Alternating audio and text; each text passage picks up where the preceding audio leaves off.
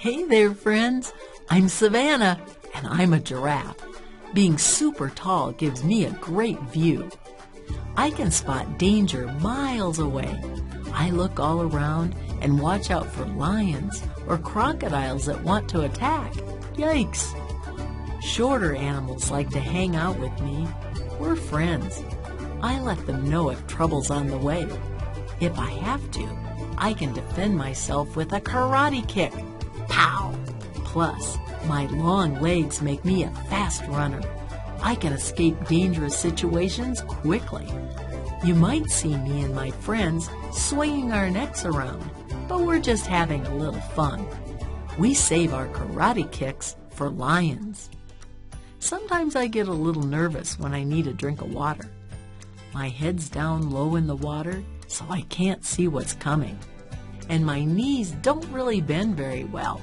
I'm a little wobbly. Whoa! It's a good thing I have friends around to watch out for me. Do you have friends who watch out for you? When friends watch out for you, they show you God's love. In the Bible, book of Ephesians, chapter 3, verse 18, it says, "And may you have the power to understand, as all God's people should, how wide, how long, how high, and how deep His love is." We can read in the Bible about a man who was close friends with God. His name was Noah. God told Noah to build a boat big enough to hold 2 of every kind of animal. Talk about a lot of animal friends in one place. Because of sin, God sent a flood to wash away everything He'd created. But He kept Noah and his family safe. God took care of the animals on the boat, too. Wow! When the flood was over, God gave the world a fresh start, and He promised to never destroy the world with water again. Sometimes we need a fresh start, too.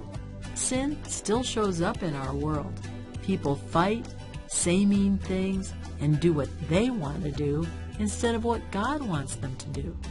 But God's love never stops. God gives do-overs.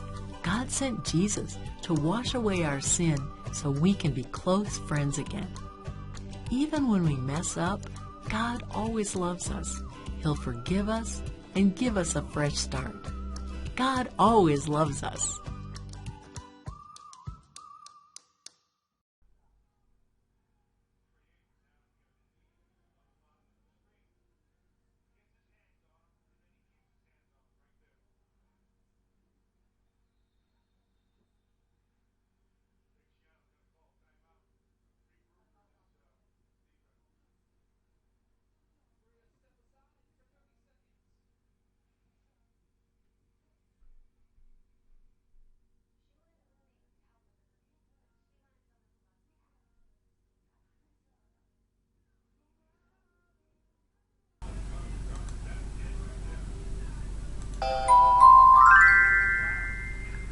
When God created the world and everything in it, He made man in His own image to live here and take care of the world. However, humans started doing evil things and stopped following His commands. They did not pray to Him, and they only cared for their own comfort. God decided to destroy the earth and everybody in it. There was only one man who loved God, Noah. Noah loved and worshipped God. He believed in God even though nobody else did. He also taught his family to love and fear God. One day, God spoke to Noah. "Noah, you are a good man. You are righteous and you live a good life with your family. But the world has become evil and all the people in the world deserve to die." Noah was shocked at what he heard, but he remained calm. "But God, these are your people. Have mercy on them." "No, Noah. The world has to be destroyed. I will send a great flood that will destroy the whole of earth. It will rain without end for 40 days. Every living being on earth will be destroyed." "So be it. Let your will be done." "Fear not, Noah. I have come to warn you because you have been a good man. You you and your family will survive the flood. You are merciful, my God. You will have to build an ark for you and your family. What is an ark, my Lord? An ark is a big wooden boat. You will build this ark to protect your family from the flood. The ark should be big enough for your family. You will also be taking many animals along with you so that they can survive too. But God, I have no knowledge about building arks. How will I do this? Do not worry. I will give you all the instructions you need. Just follow them, and you will be able to build it without any problem. Okay, my Lord. I will follow your instructions and do as you say. You must also talk to the people around you and try to convince them to mend their ways. Tell them to turn to me, pray to me, and fear me. Tell them to be kind and do good things. Tell them to stop being selfish and live a good life. I will do as you say, my Lord. And as God instructed, Noah started to cut down trees. He made big planks out of the wood to build his ark. People started noticing what Noah was doing. They gathered around him as he shaped his planks and piled them up. They were curious.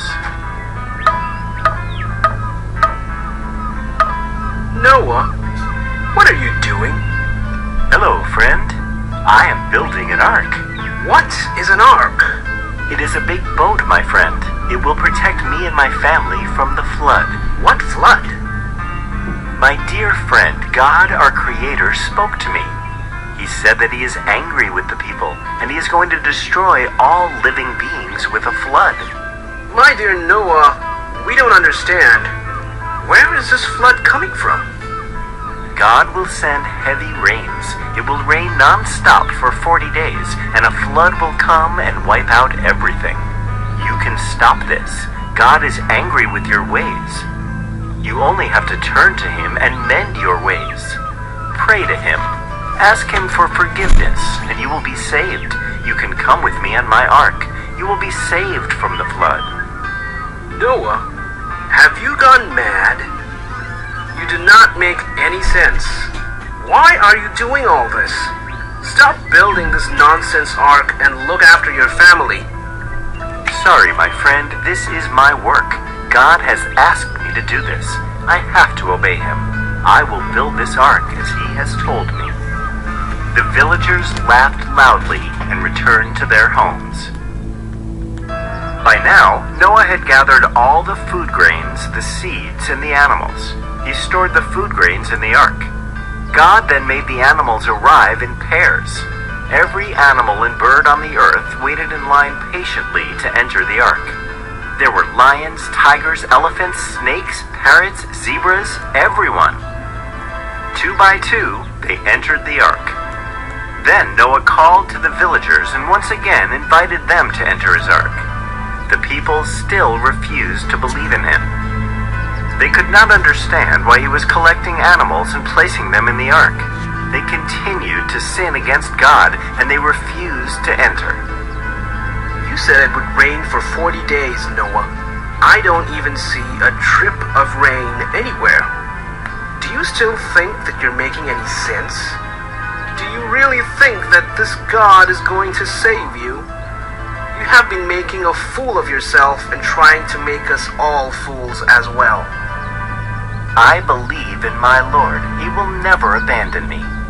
He has always guided me to do what is right. I am still inviting you to join me in the ark. You will be saved. We are not coming into your stupid ark. You can do as you please. Just leave us alone now. Once Noah had completed filling up his ark with the animals, God told Noah to assemble his family and bring them into the ark. Once they had entered the ark, the door was closed and the ark was sealed shut. As soon as the ark was sealed, the first drops of rain began to fall on earth. The villagers were amazed, as there had not been any rains for a very long time. Soon it was raining heavily, and big thunderclouds gathered all around the village. It continued to rain for days, and soon the water was flooding the village. The ark then began to float over the water. People in the village were running for shelter as their homes had been swept away by the flood. Meanwhile, Noah, his family, and the animals he had brought with him were safe and warm in the ark. It rained heavily for 40 days, and in the end there was nothing but water all around. All living beings were drowned, and even the highest mountains were covered by the flood. Noah looked out of the window of his ark and could see nothing but water all around. After 40 days and 40 nights of rain, it stopped raining. The water level slowly started coming down. The ark continued to sail with Noah's family and the animals. They kept sailing in search of dry land. After many days, Noah sent a dove out in search of dry land. The dove returned as it could not find any place to make a nest. The water still covered every patch of dry land. Noah waited for 1 week and then sent the dove out again. This time, the dove returned with an olive branch. This meant that the water levels had come down. Noah waited for 1 more week, and this time, when he sent the dove out, it did not return. This was a sign that the water had come down and there was dry land. Soon, the ark came to a stop on top of a dry mountain. Then God spoke to Noah. Noah, it is now safe for you and your family to leave the ark. You can step out to the land. You can now lead a new life with your family. Release all the animals. Let them once again roam the earth. Thank you, my Lord. I am thankful for your love and faith in me. You have kept me safe through all this. My family is alive and well because of you. We owe our lives to you. You are a righteous man, Noah. Your faith in me has saved you. Your family has been saved because of your good deeds. I promise that I will never again send the floods. As a reminder of this promise, God created a beautiful rainbow. Noah and his family lived for a long time on earth. They had many children, and soon Noah's children and grandchildren were spread all over the world.